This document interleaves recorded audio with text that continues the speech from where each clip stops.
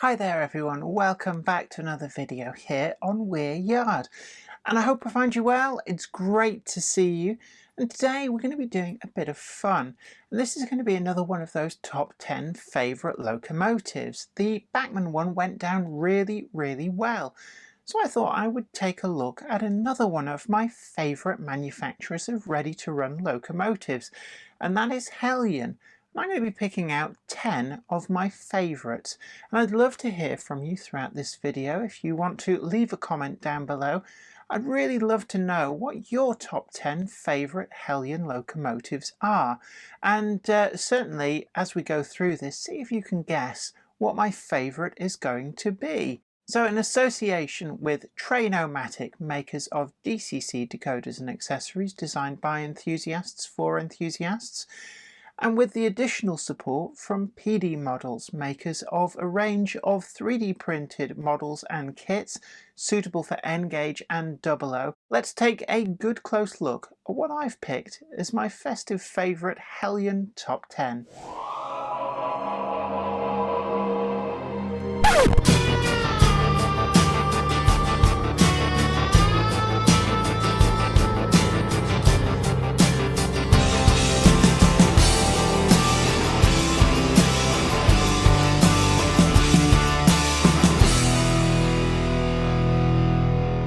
It must be said that everybody does like a top 10 favourite locomotives, not least because it gives them an idea of what everybody else is liking across the range of ready-to-run locomotives that are out there.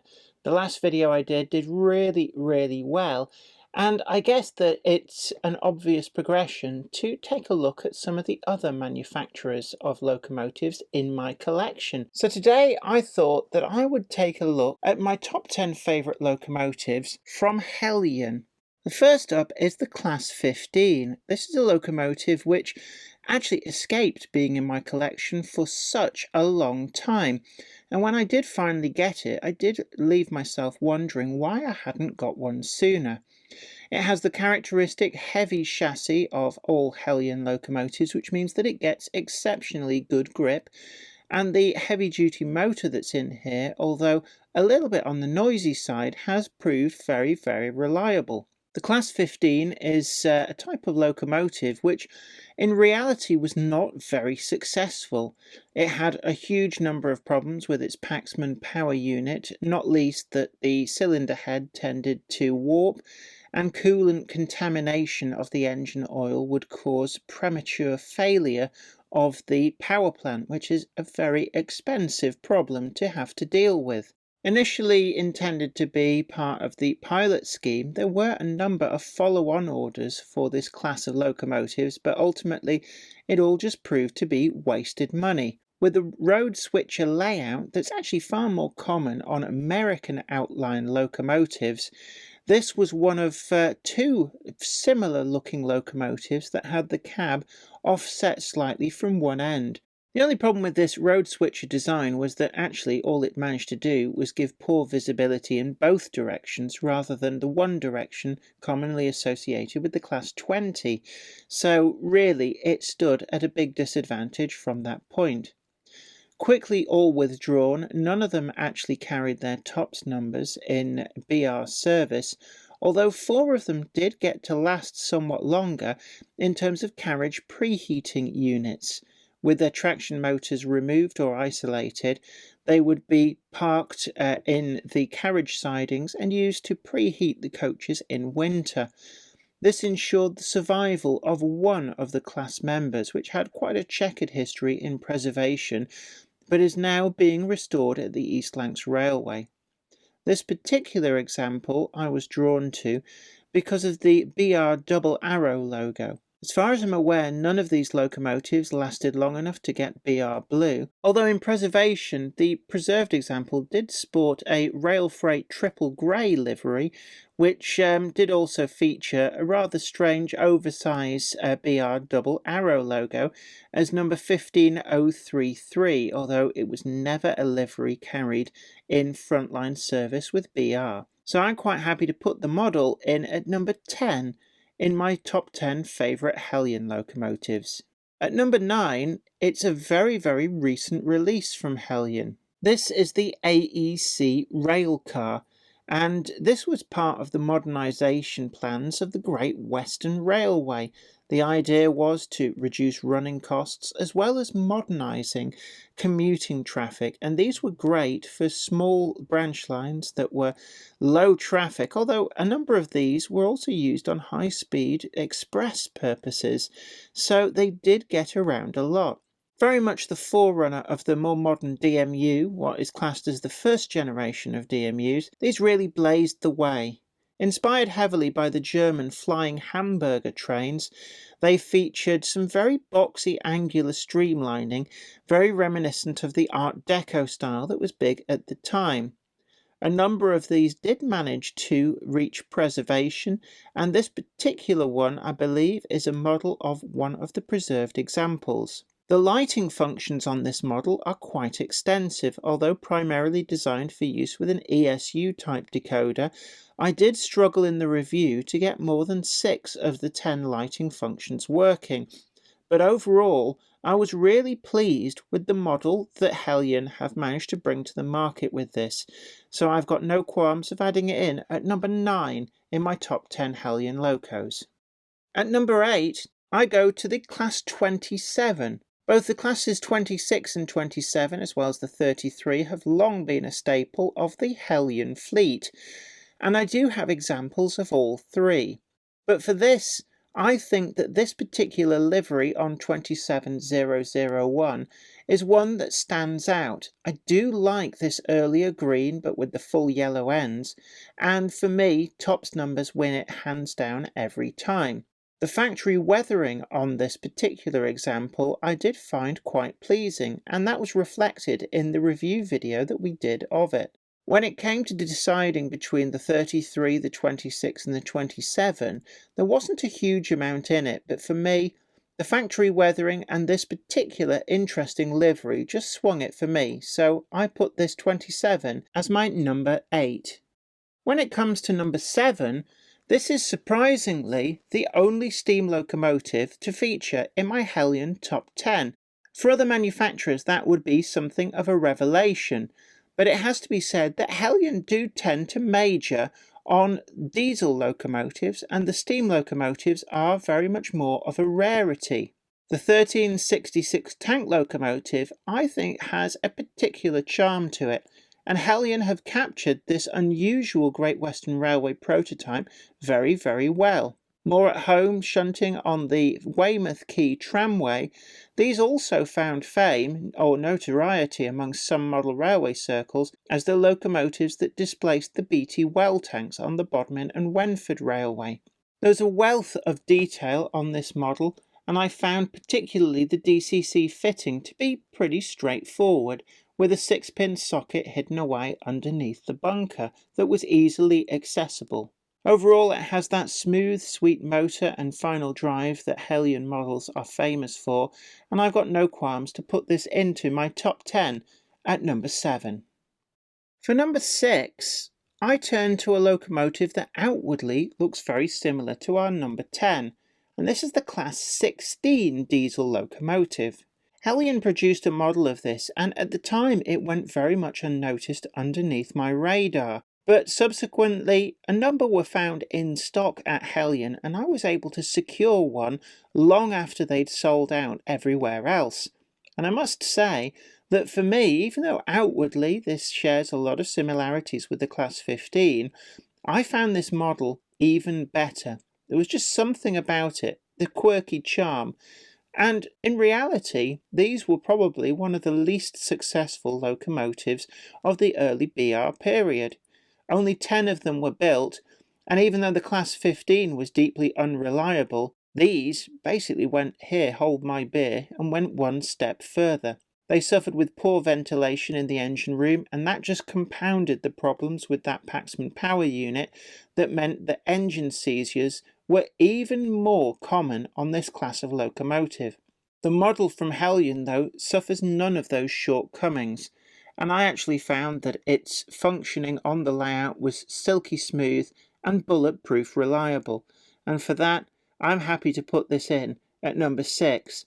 It's just a shame that neither the Class 15s or the Class 16s ever lasted long enough to get rail blue livery, but in its all-over green, it does still look the part. For number 5, we go back to another earlier Heljan model, and this is the Class 28 Metrovic, often nicknamed the Wonder Loaf. This is a really boxy model, but for me, the specialness of this model is the fact that I remember having the Hornby 00 model in 3-rail when I was a child. It was an unusual model for Hornby 00 to produce, but I guess back then they didn't know that it was such an abject failure. It was just another one of the modern locomotives, and they just happened to pick to make a model of it. We had to wait a very long time until Hattons, in conjunction with Heljan, commissioned this model. Most of them lived much of their life in their plainish green livery, but one, D5701, managed to get rail blue, and it was this version that I turned to when choosing the model to get. The performance is really good, and with that heavy weighty chassis that is so common with the Heljan locomotives, it really just romps away with even the longest of freight trains. I really do love this model. I can't quite put my finger on whether it's that childhood love of the Hornby 00 version, or whether it is a combination of that plus the fact that this model is so perfect in every way. What could easily have been a very boring slab-sided model is just made so interesting by Heljan's attention to detail. So I've got no qualms of adding this in at number 5 in my Heljan top 10. At number 4, again, it's another really new release from Heljan, and it's their Class 25. I must admit that I've always been quite a fan of the Class 25s, and I have somewhere in the region of 15 in my collection from previous releases from other manufacturers. But when the Heljan models came on the scene, I must admit to having thought, how can this improve on what already seems to me to be a pretty reasonable model? Well, actually, in many ways. This really does refine the Class 25, and for me, it makes a really special model. When choosing the model to actually purchase, I went for Tamworth Castle. It has been released by another manufacturer in the past, but it's one that always eluded me, and I do quite like these quirky one-off liveries, and Tamworth Castle, being something of a celebrity towards the end of its life, did manage to acquire this, what was referred to as ice cream van livery, with the wraparound yellow cabs and the silver roof, and it made it stand out from the rest of my Class 25 fleet, so for me it was the one to have. I also had a great deal of fun modifying this model by adding additional cab lighting switchable from the decoder. Perhaps it's something that Heljan should have looked at doing from the outset, but it was a really easy and quite fulfilling project to do. And really, that's probably what railway modelling is all about. It's what you get back from it, and I certainly had a lot of enjoyment adding independent switchable cab lights to this model. So I'm quite happy to add this in as my number 4 Heljan pick. At number 3, we go to a model that was a commission from Olivia's trains with Heljan, and it's the somewhat unusual Woodhead Electric Class 76. Along with the Class 77, Olivia's commissioned both of these Woodhead Electrics, known originally as the EM1.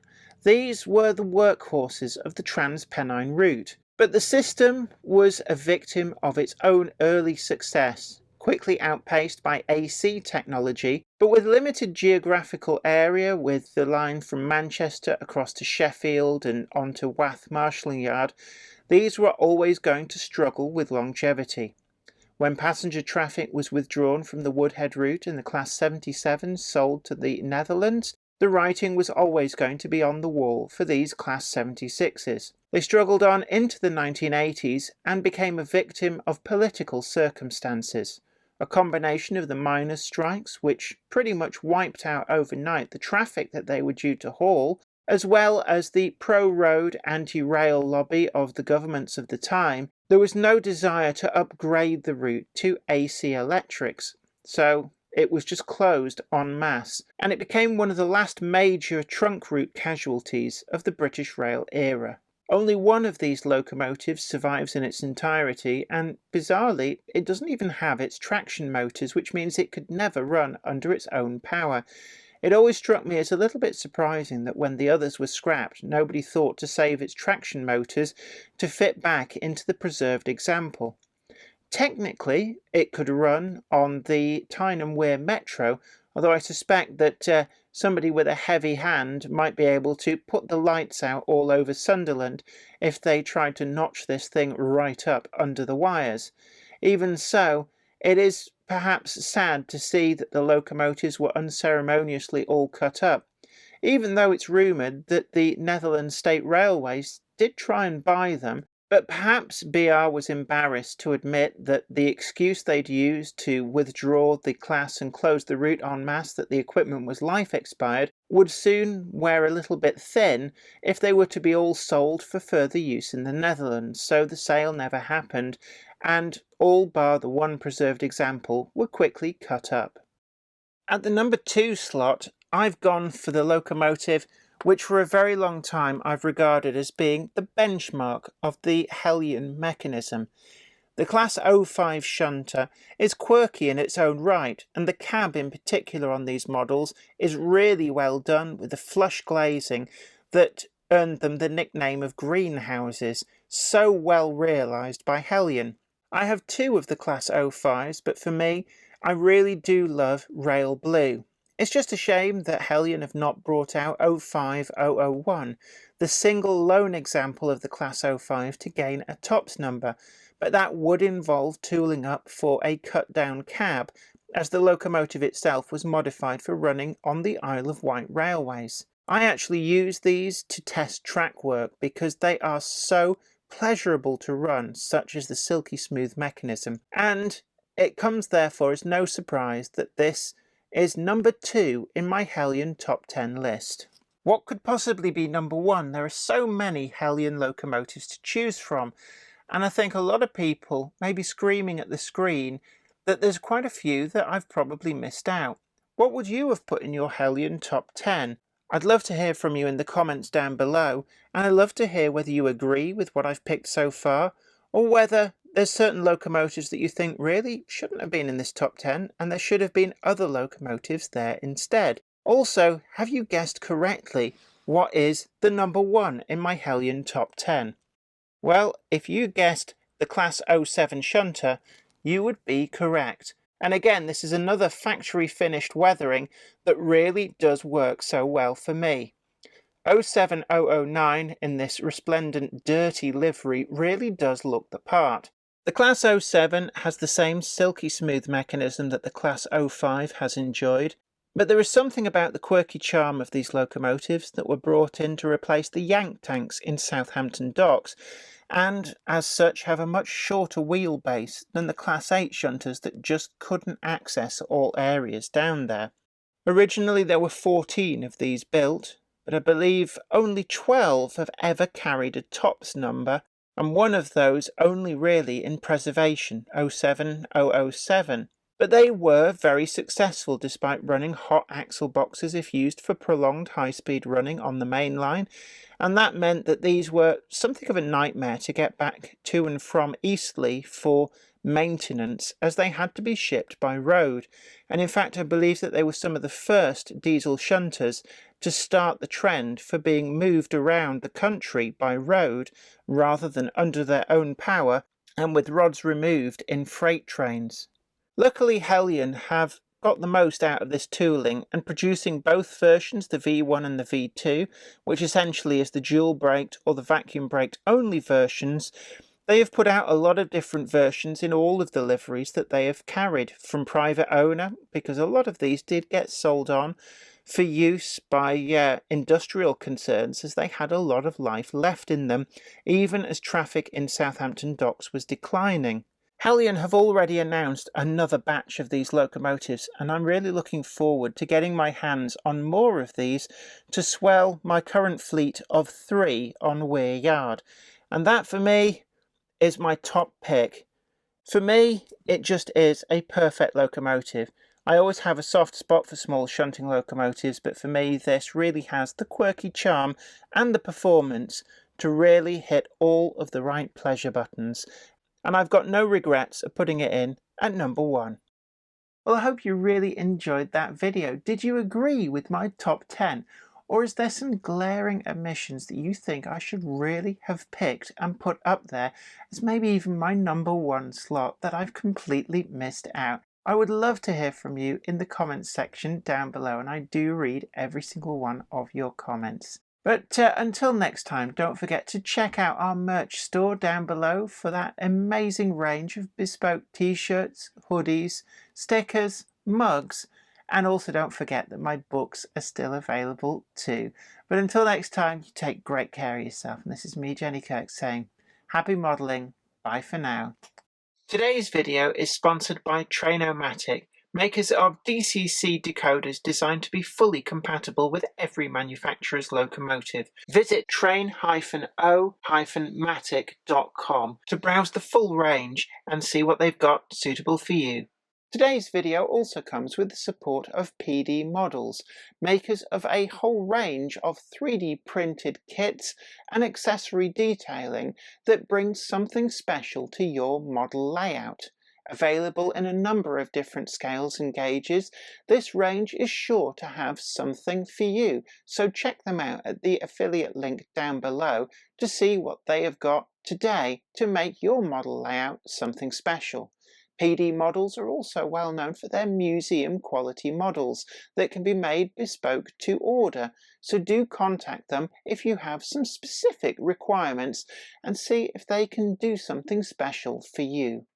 I'd like to send out a huge thanks to everybody who supports me on Patreon, and an extra special huge thanks goes out to Anthony Kidson, Offshore Allen, oorail.co.uk, Michael Lockie, Helen Sink, Brian and Dorothy Mudd, Gary Lewis, David Quinn, Sparky107107, George Botterini, Chris Moss, Robert Steers, MD of San Juan Model Company and Grantline Products, Sam Yates, Dale Williams, John N. from NC, NYMRish, Jonathan Foster, Peter, Graham Foster, Clifford Ison, Larry W. Grant, NI Railways 4000 class, Ian Coulson, and Alan Dickerson. Thank you. Without you guys, I couldn't do this.